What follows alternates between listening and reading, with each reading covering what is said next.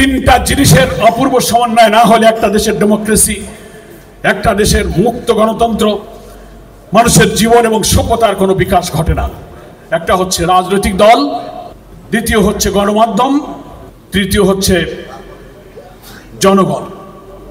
জনগণ, political party, গণমাধ্যম, এই তিনটার সেতু বন্ধনে একটা দেশের নতুন সভ্যতা, সমাজ, গণতন্ত্র বিকশিত হয়।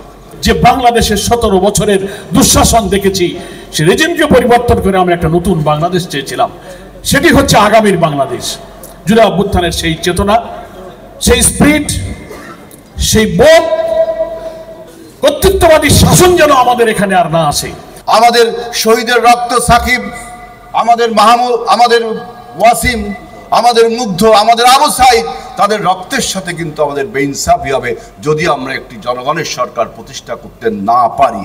এবং সেই সরকারটা নির্বাচিত হবে ফ্রি, ফেয়ার এবং ক্রেডিবল ইলেকশনের মাধ্যমে। এবং তারপরে সেই সরকার আমরা যে সমস্ত বিষয়ে কমিটমেন্ট করেছি, অর্থাৎ আমাদের জুলাই সনদ যেটাকে আপনারা বলছেন, সেই জুলাই সনদ কিন্তু kind of commitment to the people from the political parties, রাজনৈতিক দলগুলোর জনগণের কাছে একটা কমিটমেন্ট। এই কমিটমেন্ট কিন্তু যে কোনো আইনের থেকে স্ট্রং।